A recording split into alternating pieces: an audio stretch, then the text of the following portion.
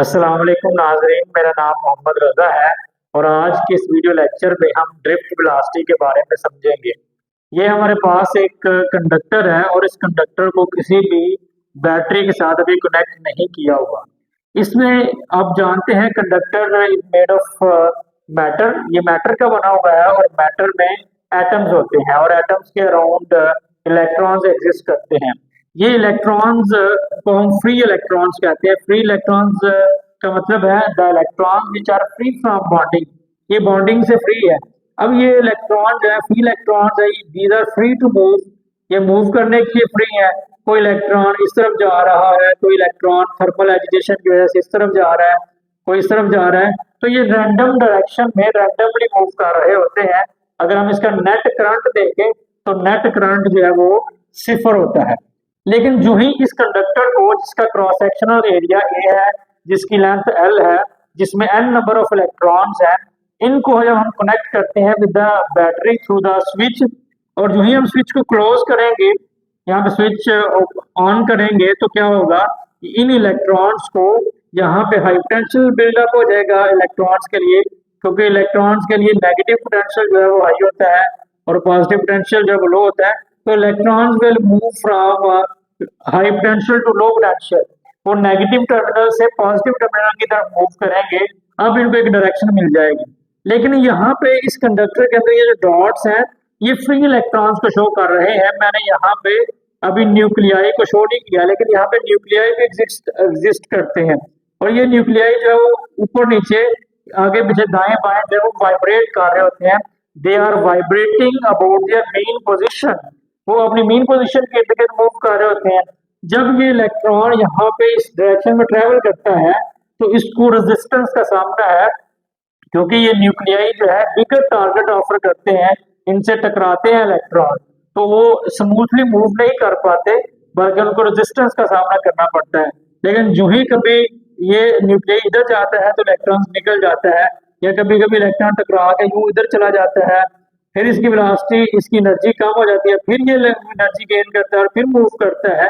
तो कभी इसकी एनर्जी ज्यादा होती है, कहीं पे इसकी एनर्जी कम होती है, लेकिन वो कंटिन्यूसली ट्राई करता रहता है मूव करने की from high potential to low potential. तो कभी वेलोसिटी कम, कभी वेलोसिटी ज्यादा, तो वो एवरेज हम स्पीड ले लेते हैं।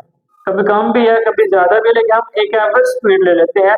The average constant speed with which electrons flow through the conductor. Conductor में जब इलेक्ट्रॉन फ्लो करते हैं तो उस स्पीड को हम ड्रिफ्ट वेलोसिटी कहते हैं। हम यूं डिफाइन कर सकते हैं, the average constant speed with which free electrons flow through the conductor known as the drift velocity. Drift velocity को हम vd से शो करते हैं, v for velocity and d for drift. Drift का मतलब है फ्लो, तो फ्लो करने की, मूव करने की इलेक्ट्रॉन्स की जो वेलोसिटी है उसको ड्रिफ्ट वेलोसिटी कहते हैं।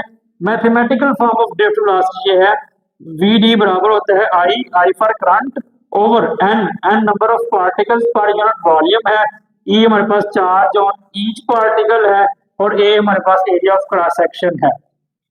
तो ड्रिफ्ट वेलोसिटी होती है फ्री इलेक्ट्रॉन्स के, ये आमतौर पर 10 रेज़ टू पावर -3 मीटर पर सेकंड। अगर आप इसको मिलीमीटर में कन्वर्ट करें तो ये 1 मिलीमीटर पर सेकंड होती है। लेकिन यहाँ पे एक बहुत इंपॉर्टेंट सवाल इंसान के ज़हन में पैदा होता है, वो ये है कि फर्ज करें ये हमारे पास ए पॉइंट से यहाँ बी पॉइंट तक, यहाँ पे कोई हमने इलेक्ट्रिकल एप्लायंस या फर्ज करो बल्ब लगाया हुआ है जहां से रोशनी निकलती है।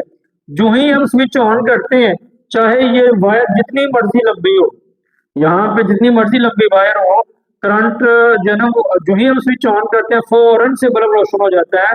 हालांकि इलेक्ट्रॉन तो बहुत आहिस्ता आहिस्ता फ्लो कर रहे होते हैं, 1 सेकंड में 1 मिलीमीटर, इसका मतलब है 100 मिलीमीटर जाने के लिए 100 सेकंड लग जाएंगे, यानी तकरीबन 100 सेकंड या 120 सेकंड कह लें, तो 120 सेकंड में 2 मिनट लग जाएंगे बल्ब रोशन होते हुए।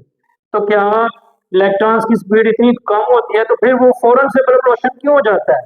इसका जवाब ये है कि इलेक्ट्रॉन जरूरी नहीं कि इधर से मूव करके बल्ब के अंदर जाएंगे तो बल्ब ने रोशन होना है, बल्कि जो यहाँ पे इलेक्ट्रॉन होते हैं, ये जो बैटरी है ना, ये हमारे पास सोर्स ऑफ एनर्जी होती है, तो वो एक पोटेंशियल डिफरेंस जनरेट करती है। तो जो यहीं से सबसे करीब तरीन इलेक्ट्रॉन होता है वही फ्लो करने लग जाता है। तो सारे के सारे इलेक्ट्रॉन जो इधर है, इधर है, इधर है, जो बैटरी, जो बल्ब के अंदर है, वो सारे के सारे फ्लो करना शुरू करते हैं, क्योंकि वो एक पोटेंशियल डिफरेंस में आ जाते हैं। तो पोटेंशियल डिफरेंस की वजह से हर इलेक्ट्रॉन अपनी अपनी जगह से मूव करना शुरू करता है स्पेसिफिक डायरेक्शन में, इसलिए बल्ब जो है वो फौरन से रोशन हो जाता है।